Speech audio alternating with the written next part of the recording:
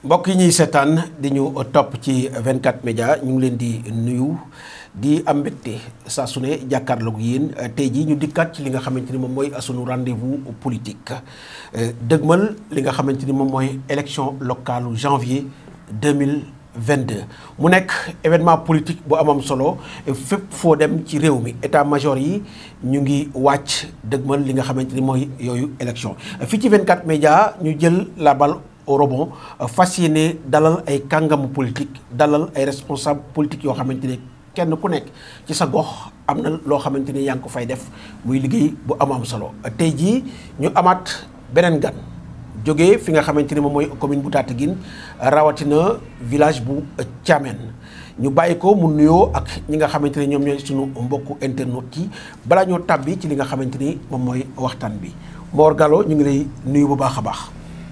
jërëjëf maa ngi lay fay bu baax a baax monsieur Sarr. di la gërëm di la sant di rafetlu invitation bi. di la ñaanal jàmm te di ko ñaanal ñëpp ñu ñuy suivre. ñu ngi ñaan yàlla rek lépp loo xam ne si ñu ngi ko fi wax yàlla na am njariñ ci askan bi nga xam ne si moo ñu tax a jóg ñoom ñoo ngi ñuy déglu jërëjëf. jërëjëf Mor Gallo Ndao may fàttali ñi nga xamante ne ñoom ñoo ñuy topp di ñu seetaan que moom responsable politique la nekk acteur politique de premier plan foofu ci commune bu Tataguine di ànd ak ki nga xamante ni moom mooy le maire de la commune di Déthié Diouf. alors Mor Gallo tey jii yow acteur politique nga nekk observateur de la scène politique li ma la bëggoon laaj mooy.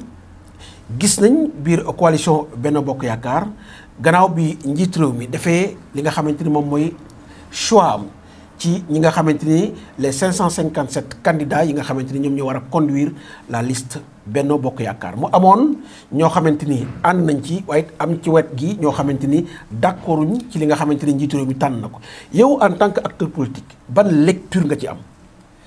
jërëjëf monsieur Sarr waaye nga may ma tuuti rek balaa ma tontu ci question boobu. ma nuyu bu baax waa commune bu Tataguine.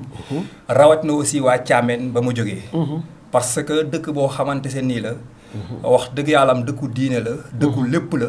te dinañ ñu teraanga boo xamante se nii munuñ koo fay.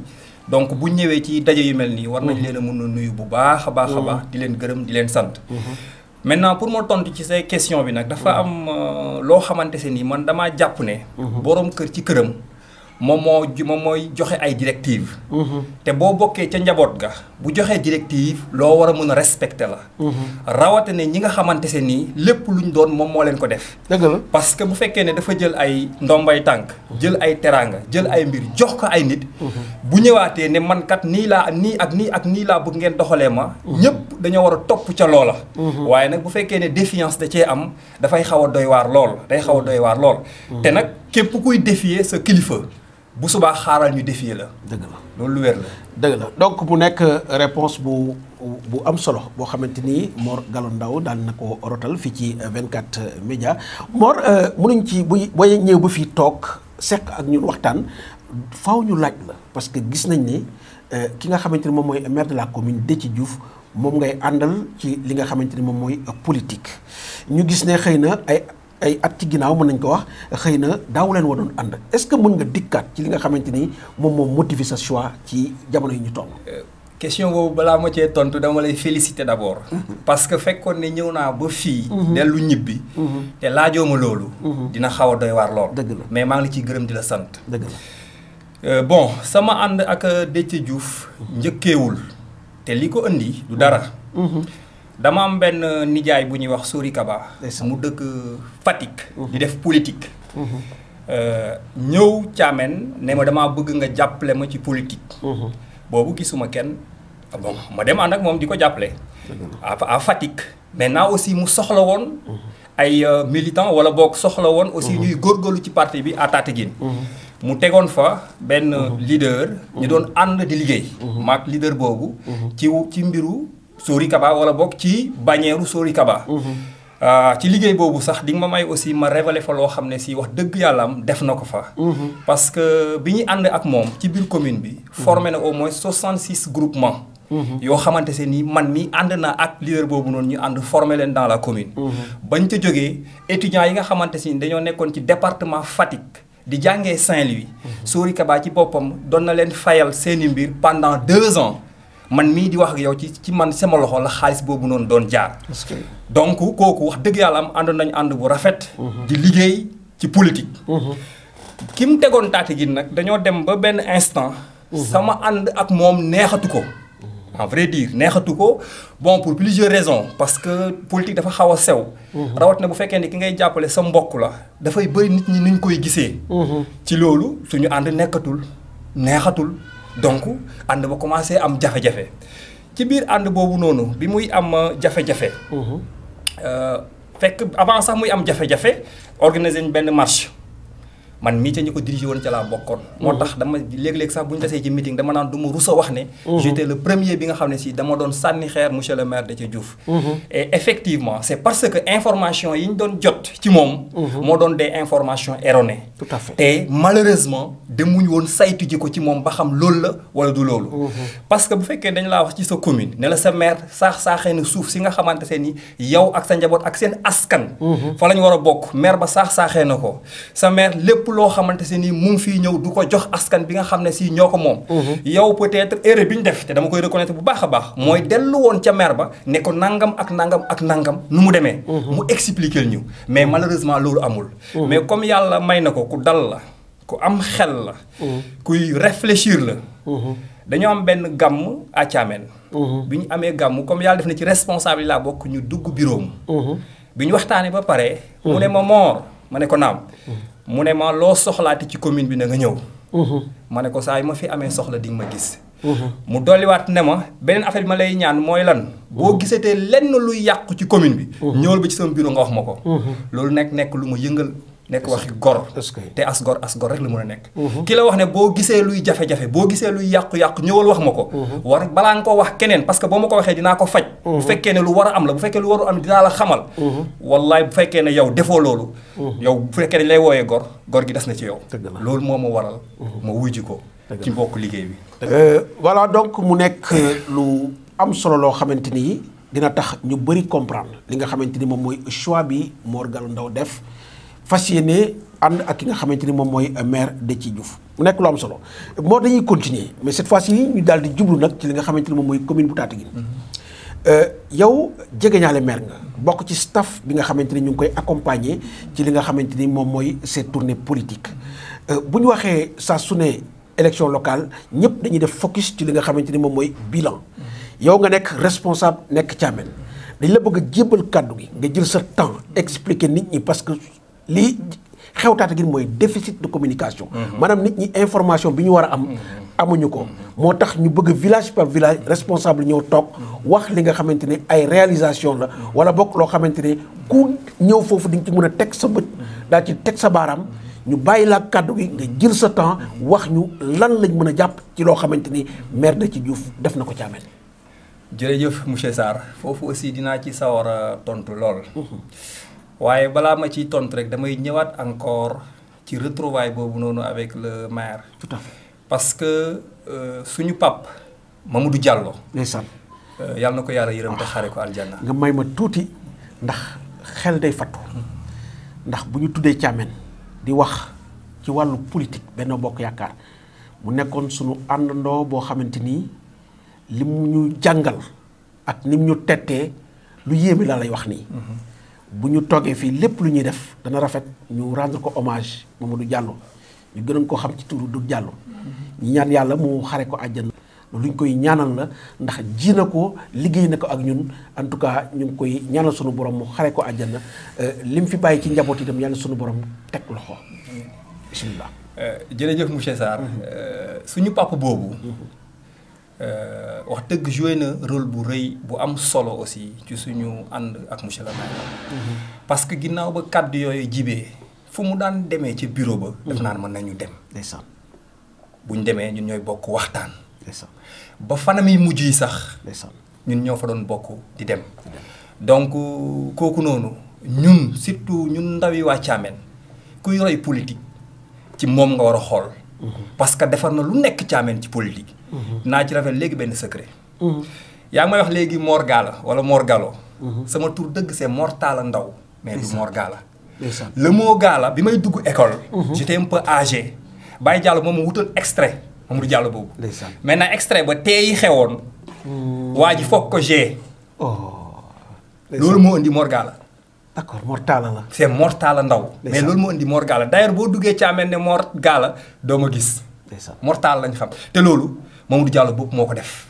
donc tey bu fekkee ne ñëw naa ba taxaw fii di wax. am na lu mu ci joué lu rëy rëy. parce que ca ba tollu école dugg école jotee. peut-être kayitu juddu xaw a jafe. daf caa xaroon tànk tubayam. taxaw ci ba loolu am. te loolu la ñuy séntu ci acteurs politiques yi. rawat na ci suñu village yi parce que jafe-jafe yooyu dañ ciy am. donc duñ dañ mukk di gërëm di sant. góor googu di ko ñaanal fa nga xam ne si fa la tëdd. yàlla na koy gënal fi mu jógee. te yàlla na ko yàlla xaare aljanna. maintenant nag pour ñëw ci réalisation yu monsieur maire yi. gis nga bi ma waxee ne lépp luy yàqooti. wax ma ko. tabaski moo njëkk a jot ku ne xam ne village parfois du neex. ñu listé ay nit. dem ci moom ne ko nit ñi de jàpp nañ ne danga leen a war a dimbale parce que tabaski la xew-xewu diine la. te mun na am seen loxo jotu seen ginnaaw. mu ne ma wutal ma seen numéro téléphone. ma wutal ko numéro téléphone ku ci nekk moo la woo lam la jox moom moo ko xam ak yàlla. man miy wax ak yow nii xaw ma ko. loolu am solo la. ñu jógee foofu jigéen ñooñu ma la doon wax ne Sori Kaba defal na leen formation. le maire daf leen a may ay parcelles. yoo xamante se ni jigéen ñi mën nañ ca yëngatu ci affaire maraîchage. yamul ca may leen mais dafa mayaat leen encore grillage ñëw clôturer leen ko pour pour au moins ñu am sécurité mun caa liggéey sans problème. am na solo loolu réalisation maire la. Thiamène wax dëgg robinet yi ñëw nañ fa des na nag quand même. mais sincèrement am na ñu bare bari ñu am ndox des na. yàlla xam ne ne démb rek waa CO mu may jox ay contrat yoo xam ne. ay nit ci bu mujj bii nii. am nañ ci bokkut ak bu njëkk. branchement sociaux yi. bi nga xamante se ni monsieur le maire moom moo ko def foofu noonu. là aussi ci réalisation bi ci la bokk. donc foofu aussi ñu ngi ko ci gërëm di ko ci sant te di wax ne rek liggéey bi dafay doog a door. incha allahu rabbi lépp loo xamante si mën nañ ko ci dinañ ci bay suñu waar parce que ñun li ñuy yéem ci nit mooy ngor gi ak discipline bi. te def ñu ko ji ba mu mot sëkk. boo ko jiwtoo aussi duñu ko wax parce que wax dëgg yàlla sutural nañu ñu ngi góorgóorlu. donc bu ñu ko waxee rek c'est parce que da ko def. voilà même aussi ci jeunes yi foofu tamit jërëjëf monsieur Sarr. parce que projet yi nga xamante se ni état bi génnee na ko. muy la DER l'ANPEJ et autres. man mii di la wax yàlla def nañu ci doon dox ay tànk jéego. yu bari maire di ñu ci accompagner. actuellement au niveau de la commune de Tataguine bëri na ñoo xam ne si woo nañ leen ci ANPEJ. man mii maa leen gunge wala maa déposé seen dossier. tout à fait démb rek am na ñaari ndaw yi ñu ci woo. yoo xamante ni ñoom sax jot nañ seen financement. ba pare te loolu yëpp vraiment maire daf ñu ci yokk soññ di ñu ci wax dëgg yàlla am jàppale. pour ñu yokk cee góorgóorlu. waaw donc ci loolu la ñuy lancer appel ci jeunesse bi. ñëpp sans parti pris. dafa am loo xamante ni ndaw moo ko moom. te ëllëg aussi. parce que dañuy wax ne bu ñay di xàll mbabal. doom jaa tax. dëgg la donc am na yenn yoo xam ne suñu papa yi wala suñu mag ñi ñu ngi koy def. dewul pour ñoom. mais pour ndaw ñi la. donc ndaw ñooñu dañoo war a conscient. nekk ñoo xamante se ni dañuy gëm seen bopp. nekk ñoo xamante se ni aussi dañuy dem. outil information fi ñu ko war a utee ngir man manque d'information bi ma amoon bañ leen a dal parce que comme am na porte yoo xam ne kenn tëju ko dafay baax lool boo déggee yenn yi wala nga bëgg yenn yi nga dem ba ca kilifa googa nga waxtaan ak moom bu la waxee lu dalul sa xel nga xam ne kii li may wax dalul sama xel nga jóg nag jaar sa yoon bu la waxee lu dal sa xel nga accompagne ko parce que ñun ñoo mën a liggéey dëkk bi donc ñu ngi woon ndaw ñëpp au niveau de la commune de Tataguine ñu def benn say rien que pour l'intérêt de Tataguine parce que Tataguine suñu Tataguine la te fu mu yegg ëllëg ñun ñoo ko fay bu ñuy wax aussi politique dafa ànd ak développement tout à fait te base du développement man damaa jàpp ne éducation la te bu ñuy wax éducation école bi daf ci am solo lool rawatina école primaire suñu école primaire ba ñu am Thiamène monsieur le maire tabax na fa classe mais ku ne xam na ne école dafa laaj hygiène parce que xale yi fi ñuy dajee dañuy soxla parfois seen bopp dañuy soxla ay toilettes le maire wutal nañu ndox borne fontaine. moo ko xëcc ca biir école boobu noonu.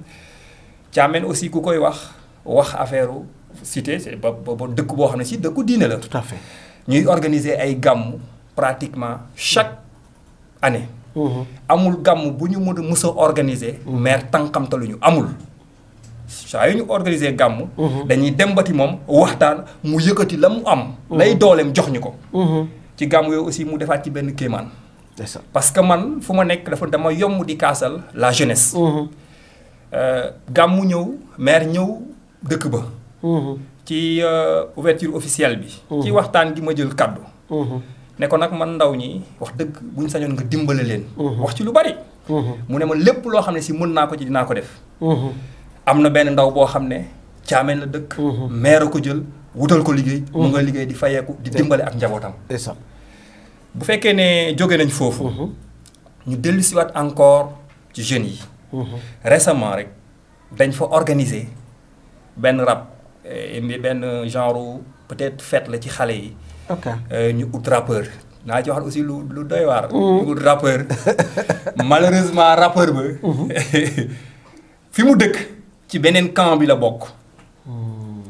bon xamuñ ko parce que ñëw na xamoon nañ ko parce que ñëw na ci man ma ne politique dafa sew. te comme dafa sew boo engagé woo ci lii ñu ànd ci maire ngeen parrainé ko dina doy waar. mu ne ma non je prends mes responsabilités parce que acteur culturel la. au ma fu may far. ma ne ko yaa ko wax de mu ne waaw. comme aussi dafa am loo xam ne si dañ koy jàng ci ñi àndal. comme monsieur le maire ñu tànqamtalu ko. mu ñëwaat une deuxième fois kër ga waxaat ma ko. ma ne ko dinaa gis kilifa gi mu ñëwaat une troisième fois wax ma ko. ma ànd ak ñoom ba ci maire. ñu bokk toog waxtaan. maire jëlal leen parrainage ba. ñu dem ba ci jouru seen manifestation yi ci guddi gi. tout à fait rappeur bi ne fes daw. fes daw. et il a fait exprès. exprès ne fes daw. bon selon information yi ñu jot dañoo mettre la pression ci moom. pour mu foirer les choses parce que pour yàq deru maire te fekk jël nañ ay engagement ba pare. jël ay engagement ñoom te ñoom ñoo ko jël seen bopp pour fay. te ay xale lañ yoruñ dara. ndeysaan. ma ñëw ci guddi gi ñenn ñi def groupe wax ma ko ma ne leen comme waxoon naa leen ko. du ma ko wax maire dama koy wax sax ne ko affaire ba dafa fomm bu ko defee yéen ngeen lijjanti lu ngeen ko fayee. ñu def seen groupe def réunion waxtaan ci guddi gi de. wax bi ñu ñëwee may leen comme demee ne noonu amul jafe-jafe. dinañ ko woo fexe mu ñëw. yàlla xam na ne maire bi mu ñëwee wala bi mu andee délégation bi gars yi jeunes yooyu dañoo yéemu parce que musuñu woon njortu ne. maire bu amee écho yi dina yebal délégation. ndeysaan. man na leen boobu dafa jëlul engagement. comme moo toog yéen wax leen ne jël naa engagement. dina jël naa parrainage bi. li ci war dina ko def. yéen kay yéen a mën a def le contraire. mais moom du ko def. ndaw ñooñu maire jàppale leen ak enveloppe bu am doole. ñoom i tamit bañ ci jógee ñu mel ni dañ leen a pikiir. ñu def seen bloc bu dëgër. ñëw parce que jour boobu ñuy ñëw sax yàlla dafa tombante woon ak ma am benn dëj war a dem Kaolack. ñoom kese ñoo demal seen bopp gisee ko monsieur le maire. waxtaan ak moom ba tënk ba teg. te loolu tamit maire liggéey na ko ca dëkk ba. bu ñu jógee ci mbiru jeunes yi te même jeunes yi sax des na. parce que le maire muy organiser benn tournoi. le tournoi du maire ñun ñii ñoo koy gérer. def na loo xamante se ni musul am dans la commune de Tataguine. commune bi dañ ko diviser en 4 zones. une zone à Tataguine, une zone à Ngoye, une zone à Bakabof et une zone à Ndiosmone. gis nga 4 zones yooyu. zone bu ci nekk dafay am une petite finale. une enveloppe de 200 000 francs. les 100 000 francs ci frais d'organisation yi. les 100 000 francs dañ koy def trophée. plus 2 jeux de maillot. ak 2 ballons. boo ko cumulé ça fait 800 000. tout à fait. n'est-ce que l'enveloppe. sans compter les jeux de maillot. sans compter les ballons. et ça c'est uniquement pour les petites finales. tout à fait. sans compter la grande finale. donc loolu aussi maire. oui parce que gis naa zone bu nekk ñu ngi bi passé ni yaakaar naa Bako boofu la woon. très bien donc am na beneen boo xamante ne amoon na Ngoye. très bien très bien donc déjà y en a 2 déjà. exactement donc 2 yi des fu mu toll nii ci lañ nekk pour mu mottali. pour mu jeex. ngir au moins ñu préparer la grande finale. loolu musul am. am na ñuy jéem nag mais wax dëgg yàlla roy du niroog pire wax dëgg du niroog pire loolu la Wolof Njaay wax loolu la Wolof Njaay wax donc ñu ngi jéem mais vraiment mënuñu yegg foofu noonu donc loolu aussi ci ay réalisation la bokk ñu jógee foofu ñu duggaat encore ci jigéen ñi parce que jigéen ñi aussi en dehors de clôture boobu ma la waxoon léegi dañoo organiser xam nga Thiamène aussi dañoo xaw a bokk ci Kaolack bokk ci Saloum tout à fait te bu ñu waxee Saloum wax ndaga dëgg la te dafa yomb lool tabaski léeg-léeg ñu oo ay ndagakat ñu jógee ba Kaolack ñëw bii passé monsieur le maire Déthié Diouf lañ ko tujjee mu yëkkati enveloppe aussi bu am doole indil leen te avant boobu ñëw na nuyu si leen nemmeeku leen kese envoyé fi monsieur Ba ak délégation bi ñu ñëw yëkkati une enveloppe jox jigéen ñi donc mun nañu wax ne élément yooyu noté nañ ko ci li nga xamante se ni monsieur le maire jot na koo def pour le moment ci Thiamène loolu lu am la Thiamène comme ni nga ko waxee fa la ñuy desandi parce que seetlu nañ daanaka loo xamante ne mën nañ ko tuddee kóllëre bu am diggante Thiamène ak ki nga xamante ne moom mooy njiitu réew mi nga xam ne mooy patron coalition bi nga xamante ne ci ngeen nekk ànd ci ak ki nga xamante ne moom mooy le maire Déthié Diouf ndax mën nga ñëwaat ci kóllëre googu waaw kóllëre googu aussi xam naa ne question boobu boo ma ci boo ma ko posé wu doon waa Thiamène jombul nañ la mere dëgg la parce que dafa sori lool ndeysaan dafa sori lool ndeysaan bu fekkee ne juumuma le président de la république bi ñu koy bundaxatal en 2008 ndeysaan la fa ñëw ndeysaan mu am ay mag ñu baax yu samp Thiamène ndeysaan ñu denc leen ci kanamu jumaa ji ndeysaan ñu ko doon tabax ku ci nekk la nga ca amoo ko néew ci sa poche nga def ca ñu defoon ko zinc bi ñu tabaxee bi président de la république ñëwee nit ñi dajaloo dëkk bi dajaloo ñu waxtaan bi ñu waxtaanee ba pare ñu ne ko benn soxla lañu am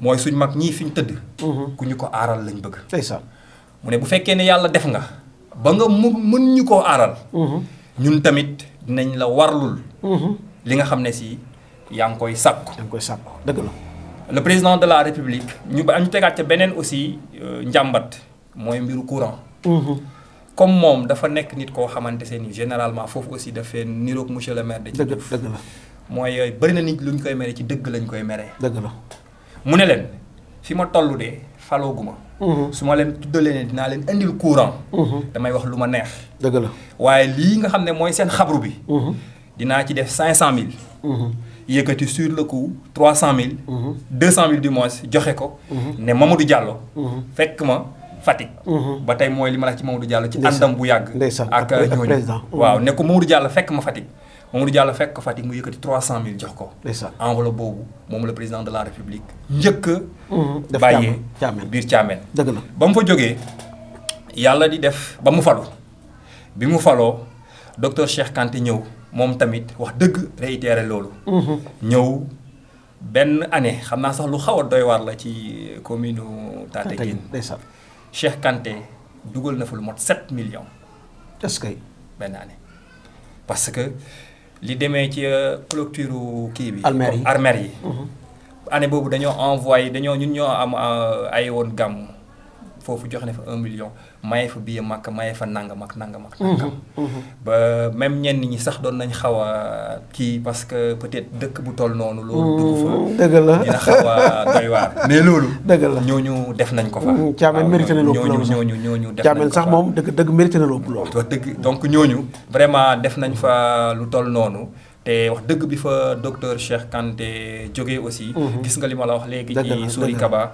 même aussi Matar Ba tamit wax dëgg jaar na fa moomu tamit def fa dooleem loolu tam wax dëgg yàlla lu am la te ñooñu ñëpp dañuy ànd ak président de la république donc loolu rek mooy wane solo si nga xam ne si président de la république jox na ko Thiamène damaa jox ne aussi solo soosu moo tax monsieur le maire tamit vraiment mu jox Thiamène solo bu am loolu la maire Déthié Diouf xam ci dayoo bi Thiamène am ci commune bu Tataguine ba tax na yemale ko ak dara ndax saa su ne bu ñu toogee bëri na lu muy turu Thiamène ci li nga xamante ni moom am na yéene def ko fa mu nekk lu am solo alors loolu wane na ni li ko tàmbali ci njiitu réew mi ba ci responsable départementaux yi nekk Benno Bokk Yaakaar nekk ci maanaam département bu Fatick yëpp ñoom ñëpp jàpp nañ Thiamène mu nekk dëkk boo xamante ni dëkk bu am dayoo la ci biir commune bu Tataguine loolu moom dañ koy seere ñu desandi ci politique ndax moom mooy cëslaayu émission bi alors Mor Gallo ñu toll ci pré-campagne ndax mën nañ ko tuddee noonu. bu ñu waxee pré-campagne acteurs politiques yëpp dañuy nekk ci biir terrain bi ku ci nekk di yëkkati ay kàddu. ñu gis ne des fois dana am violence dans les propos. mais des fois aussi dañ yëkkati ay kàddu yoo xamante ni dama yàlla baal méngawul dara ak li am. yow en tant que acteur politique ban message nga mën a envoyer à l'endroit de tous les acteurs politiques yi nga xamante ni ñu ngi yëngatu dans la commune Tataguine. jërëjëf monsieur Sarr xam naa tamit dinaa dellu répété wu rek. jàngalekat dañuy wax la répétition et pédagogie. tout à fait. balaa may ñëw ci question bi. damay njëkk d'abord ñaawlu. wax li dul dëgg. dëgg la yi ñuy def. dëgg la parce que bu un leader politique. ne bëgg militant wala bëgguñu ko votel tax. bu yor bu xëccoowul nag présidence. parce que léegi dama wax ne président daf ñu waxoon ne su ma jotee réew mi naa leen may courant. mais boo xëccoowul président lu muy maire yi. nga ne su ma jotee maire bi dinaa leen defal courant. naxe mbaay mu ngi bëgg a ñëw. naxe mbaay mu ngi bëgg a ñëw. mais mu am encore mu gën a pire. parce que man damaa dëkk Thiamène. Thiamène seen courant newutoon Sénélec. dëgg la privé la woon. privé la woon. bi mu nekkee privé ñu doon fay lu cher lool. lu cher lool. très sincèrement. ñu dox ci fu ne wax ci lu ne. man mii di la wax bokk naa ci benn délégation. bu jógee woon Thiamène dem seeti les marabouts à Kaolack. Kaolack ndeysaan. parce que umple wuñ na yaakaar naa Pape Demba Bitèye la le directeur de la Sénélec. la Sénélec. waa Kaolack la wala taalibe waa Kaolack la. ñu doon dem foofu pour bu fekkee ne moom mun naa jàpp. ci courant bi ba ñu dugg biir Sénélec. mu defaral ñu ko. dëgg la. il y a de cela 2 ans ou 3 ans li ma lay wax nii. dëgg la. te ren la courant boobu doog a ñëw. dëgg la. te ma njort ne jàpp ne. ñi nga xam ne si ñooy yëngatu surtout leader yooyu di wax loolu. ci côté courant. Pape Demba bi tey moo leen ëpp dayoo. foofu. bu fekkee ne Pape Demba boobu sakku nañ ci moom loolu. ay sëriñam sakku ko ci. amut ko. bu waxtu wañ ko soxlaa. du jégal ma nag. est-ce que beneen leader mun na ko. déedéet. ma ne déedéet. ñu ñëwaat encore ci biir loolu. liñ liir ci lettre bi ñu gis mooy contrat bi. a été résilié. ok. par l'État du Sénégal. tout à fait. bu ñu waxee contrat bu ñu résilié nag naka la ko nit di naka la ko benn peut-être leader. wala un citoyen négocier. man damaa jàppoon ne. bu ñu waxee ne dañ koo résilier. c'est parce que ñaari membres yi. am na kenn ci koo xam ne respecté wul sa part du contrat. loolu moo waral ñu résilier contrat boobu. mais buñ ñu bëggee tuur lëndëm ñaan ñu maa ko lijjanti maa bind lettre maa def lii ku ne mën na bind lettre. ku ne mën na bind lettre adressé ko fa nga yaakaar ñun Thiamène dañoo def lu raw bind lettre. dañoo dem ba ci ay kilifa diine wax leen jooytu leen. loolu dañ koo def dund ko. te pourtant malgré ça. boobu ñëwul ci heure bi ñu ko soxlaa. donc loolu mooy wane ne état du ay caaxaan. dafa am nu ñu ko organiser dafa am nu ñuy doxee. donc bu ñu naan ba maa bind lettre maa def nii ak maa def naa ay naxe la. te loolu damaa jàpp ne doxalul mbir mi. te aussi jëmalewul politique kanam. ñun dañoo nekk ay ndaw di politique. lu métti dañuy soxla ay références yoo xam ne si. li ñuy wax dëgg lay doon. te bu subaa aussi buñ ko jeexee ba ca biir. duñ ca gis lu muy dëgg. mais bu fekkee ne dañuy wax li nga xamante ne nii la ca gannaaw dëgg la.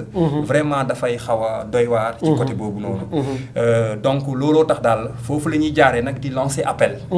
di wax ne commune Tataguine. ñun ñëpp ñoo ko bokk. te ñun waa Tataguine ñooy defar Tataguine. dëgg la ku dul ñun. duñu ko defaral. donc nag pour ñu defar Tataguine. il faut d'abord ñu gëm suñu bopp. bu gëm sa bopp boobu weesoo ñu waxante dëgg te yàlla rek tax. mu bañ a am ay tappale bañ a am ay naxe. bañ a am wax loo xamante se ni yow gëmoo ko. te aussi ñu moytu surtout violence bi. tout à fait parce que violence gars yi dañuy wax ne dafa rime ak politique parce que yàgg na. mais man damaa jàpp ne bokku ci. politique li mu waroon doon argument contre argument la waroon doon. la force de l'argumentation. tout à fait et non la force physique.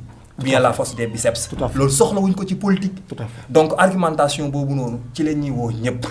nañ ko teg ci xel. teg ko ci xam-xam te moytu vraiment violence bi. foofu moom ñu ngi ciy woo leader yëpp. bi ñu àndal ak ñi nga xamante si ñun ñoo bokk ñëpp di xëccoo mbir yi. parce que lu métti Tataguine lay des. te dafa am lenn loo xamante se ni ba tey le maire de Thiel Diouf daf koy wax. mooy ki président di ki yàlla di tànn na ko ba pare.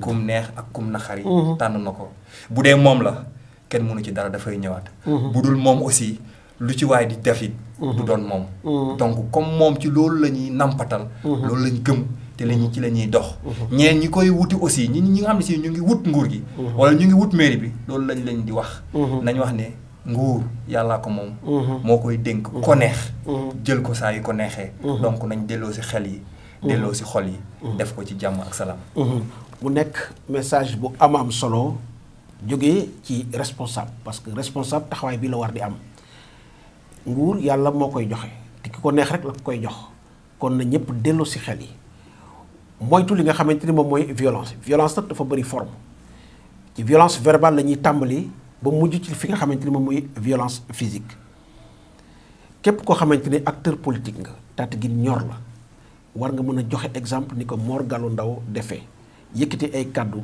fexe ba nit ñi déglu bu baax li nga xamante ni moom la parce que souvent ñi nga xamante ni ñoo topp ci ginnaaw leader yi li nga xamante ni leader bi mu ngi koy wax def ci am solo daf ci impacté lool ci seen comportement lépp lu mu wax safaanoog li nga xamante ni moom mooy jàmm boo sàgganee loolu mun na nekk loo xamante ni lu ñuy rëccu lay doon ci biir commune bi te wax na ko sànq commune bu Tataguine ñun ñëpp ñoo ko moom ku ci nekk war ngaa jëf wax loo xamante ni jàmm képp lay jur Mor tey bu ñu la doon wax ana lan ngay tàggoo. waaw xanaa monsieur Sarr di la gërëm di la sant parce que may nga ñu occasion boo xam ne permettre nañu ñu leeral ñu lu bari. tout à fait leeralal aussi ñu bari donc loolu ñu ngi la ciy gërëm di la ci sant bu baax a baax a baax. di gërëm aussi di sant le maire Déthié Diouf.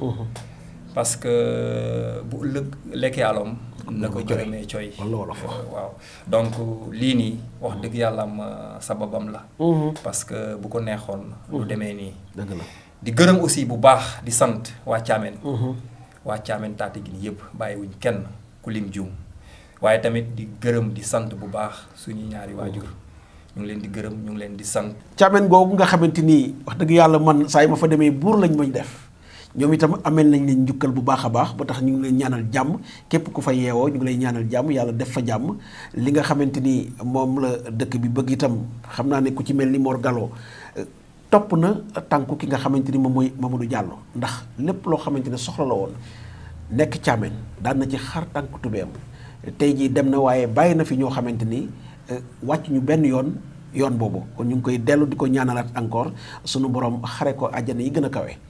Mor Gallo ñu ngi koy gërëm bu baax a baax ci nangul bi ñu nangul ndax diggante Tataguine ak fii xaw naa xëcc terewul ba ma ko waxee daf ma ne loolu moom du xaar kon ñu koy gërëm bu baax ci disponibilité mais itam di ko gërëm bu baax ci engagement am parce que commune bu Tataguine ndaw ñu mel nii la soxla des jeunes engagés yoo xamante ni ils sont là uniquement pour le développement de la commune fàtte seen bopp li ñuy nax le don de soi loolu dañ ko koy reconnaître di ko gërëm bu baax di leen wax ne li mu nekkoon seen émission locale 2022 mu nekk émission politique boo xamante ni dañ ci dalal ay kàngamu politique di ci dalal ay responsable yoo xamante ni daañuy wax ci politique fa nga xamante ni foofu la ñu dëkk ñu leen di gërëm bu baax a baax di leen wax ne ba beneen émission ak beneen leader jërë ngeen jëf